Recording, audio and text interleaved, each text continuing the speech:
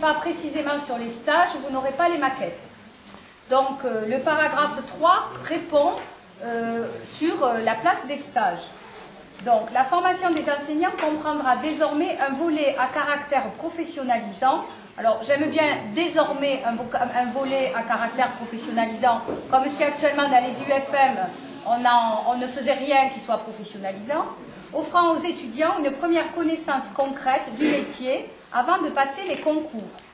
Le volume et la nature des stages indispensables à une véritable formation professionnelle. Alors, vous écoutez bien que c'est le volume et la nature des stages indispensables à une véritable formation professionnelle. Vous allez garder ça en mémoire quand je vais vous donner ensuite de quelle durée sont ces stages. Sont désormais précisés. Au cours de la première année de master, des stages d'observation pourront être offerts. Pourront, facultatif, être offerts aux étudiants dans le cadre d'une convention avec le ministère de l'Éducation nationale. Au cours de la seconde année de master, qui, je le rappelle, correspondrait à ce qu'est cette année, actuellement notre année de fonctionnaires stagiaires, où les stagiaires sont rémunérés, ont un service allégé qui permet une alternance entre leur formation professionnelle en classe, leur pratique professionnelle en classe et la formation que donne l'UFM. Donc, au cours de la seconde année de master, les candidats au concours pourront effectuer deux types de stages dans tous les types d'établissements scolaires par convention avec le ministère de l'Éducation nationale. Des stages d'observation et de pratique accompagnée, non rémunérés, entre guillemets, filés, 3 heures par semaine pendant tout le semestre, ou groupés, 2 ou 3 semaines au cours du semestre. D'autre part, des stages en responsabilité, proposés aux candidats, admissibles ou non. Alors je vous rappelle que dans les rumeurs qui couraient dans la région parisienne, il était dit que les stages seraient réservés aux seuls admissibles et auraient lieu entre l'écrit et l'oral. C'est-à-dire que ce n'aurait été que ces stages-là au départ. Des stages en responsabilité, donc proposés aux candidats admissibles ou non, d'une durée maximale de 108 heures. Ces stages donneront lieu à une gratification. J'aime bien le côté gratification.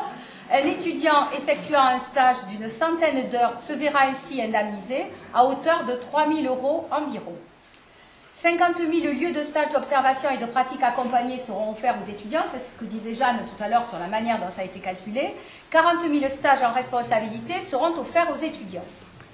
Enfin, le quatrième point ne pose pas question. La Commission nationale d'évaluation de la formation des maîtres, commission Marois, assurera le suivi de la mise en œuvre de la réforme. Son expertise et ses recommandations permettront les ajustements nécessaires à la réussite d'une réforme fondamentale pour l'ensemble du système éducatif. Ce point-là, qui est issu d'une demande de la conférence des directeurs d'IUFM, renvoie à un comité de suivi et d'ajustement. Alors je vais maintenant faire le point très rapidement sur l'état de nos réflexions et de nos revendications. Alors quand je dis nous, c'est les collègues de l'IUFM, Midi-Pyrénées, enseigner un métier qui s'apprend, et globalement la coordination qui est en train de se mettre en place.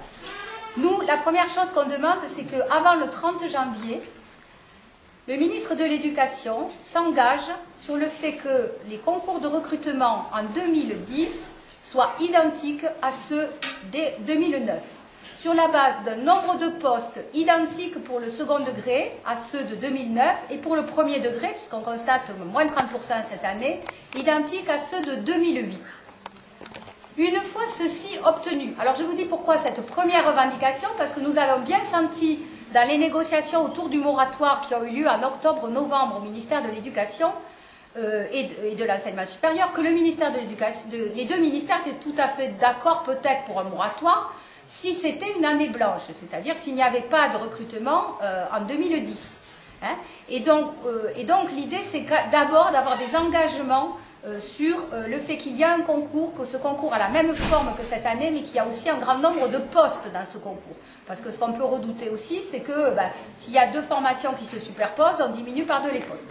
Si on a le même nombre de postes, comme budgétairement ils ne peuvent pas en faire plus, ça veut dire que du coup, on ne peut pas mettre en place les masters, quels qu'ils soient, en parallèle avec le maintien de l'ancien concours. D'accord ? Parce qu'on ne peut pas faire parallèlement un autre concours qui générerait encore d'autres d'autres postes budgétaires éducation nationale. À partir de là, on remet à plat tout, y compris la place des concours, la nature des concours, etc. Et nous, dans le début de réflexion qu'on a, l'idée serait d'avoir des instituts universitaires pour la formation, pour la professionnalisation au métier de l'éducation, de l'enseignement ou de la formation. Vous voyez que ça, c'est pas vendeur, il faut un peu il faudrait avoir un sigle un peu plus dynamique, mais le fond des idées, c'est ça, hein, qui permettrait en L1 à un étudiant de se sensibiliser aux divers métiers de l'enseignement, c'est-à-dire qu'il irait faire un petit tour en maternelle, un petit tour, enfin si les métiers de l'enseignement l'intéressent, il y aurait une UE qui lui permettrait d'aller voir ce qui se passe en maternelle, en lycée professionnel, en lycée, bon, et qui serait encadré par un petit travail, un peu de préorientation, histoire de voir aussi que le prof de maths qui vraiment n'a pas envie de voir des ados de près, c'est pas la peine qu'il aille essayer de faire un cursus pour devenir prof de maths, il vaut mieux qu'il aille tout de suite faire autre chose. Enfin, c'est une aide à l'orientation. C'est tout à fait dans l'optique de ce qui est dit sur professionnaliser davantage les formations à l'université. Sur L2, L3, M1, N2, c'est-à-dire sur 4 ans, il y aurait une professionnalisation progressive. Alors par exemple, pour le métier de professeur des écoles, on se mettrait dans une licence à dominante histoire, par exemple, ou à dominante sciences du langage, d'une des disciplines de l'université, ou mathématiques, et qui serait une licence à part entière au bout des 3 ans. Hein. Et on aurait, pour le Mirail, c'est une mineure, pour d'autres universités, pour UT3, ça ne s'appellerait peut-être pas une mineure, mais on aurait une coloration, par exemple, métier de l'enseignement dans le premier degré, qui permettrait à l'étudiant qui est en licence de maths, coloration, métier de l'enseignement premier degré, ben de faire de la synthèse de texte dès le L2, hein, et inversement à l'étudiant d'histoire, qui est en dominante histoire, de se refaire des remises à niveau en maths dès le L2, hein, auquel cas la formation elle est bien sur 4 ans, hein, avec tous les problèmes sur la maquette, les seuls problèmes qu'on a c'est ceux de volume horaire, parce que bien sûr c'est ridicule ce qu'on est amené à faire sur 2 années. Hein. Donc du coup là on n'a pas 2 années pour professionnaliser, on en a 4. Et pour professionnaliser et pour former à la polyvalence pour ce qui est du premier degré. Un concours, alors là il faut voir la place du concours, s'il y en a une partie en L pour réguler l'entrée dans le master avec une suite en M, enfin là il faut voir, mais le concours en tout cas il n'est pas placé là où il est placé, ce qui est totalement aberrant. On ne peut pas avoir un master qui est ponctué au milieu par un concours, ou bien on a un concours niveau licence, et ça serait le plus souhaitable, qui permet d'avoir justement des bourses et des aides pour entrer en master, et donc qui régule les flux en master et qui permet de ne pas fabriquer des précaires, hein, ou bien on a un concours à l'issue du M. Mais là encore, par rapport à l'argument de démocratisation et le fait d'empêcher des gens, on voit bien actuellement que toutes les rumeurs qu'on a sur des étudiants qui sont à L2 et qui commencent à se décourager parce que autant ils étaient prêts à aller jusqu'au L3 pour devenir professeurs des écoles, autant maintenant s'il faut faire Bac plus 5 et sans être sûr d'avoir le concours, ça devient une formation professionnelle et le terrain. Parce que bien évidemment, on ne voit pas les mêmes choses si on a en charge, en responsabilité une classe et si on est un étudiant de master. Et donc, nous, on demande aussi 7 années supplémentaires après le master de formation professionnelle rémunérée sous la forme d'un statut de fonctionnaire stagiaire, qui compte aussi pour la retraite, hein, ce qui n'est pas du tout la même chose que d'avoir des bourses.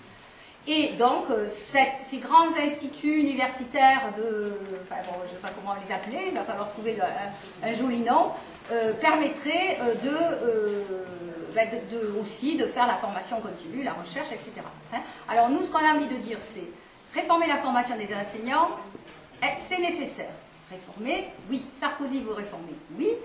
Ce qu'il propose, c'est une réformette replâtrage, et nous, ce qu'on veut, c'est une vraie réforme. Donc pour avoir une vraie réforme, on se donne le temps de réfléchir, on se donne le temps de travailler. Donc, on maintient les concours dans leur forme actuelle, une année de plus avec autant de postes, et on organise une grande réflexion nationale avec des groupes de travail pour qu'on construise réellement une formation professionnelle telle qu'elle est dans tous les grands pays européens, aux États-Unis, etc. C'est-à-dire sous la forme, non pas de quelques semaines de stage bricolés sur des masters déjà existants.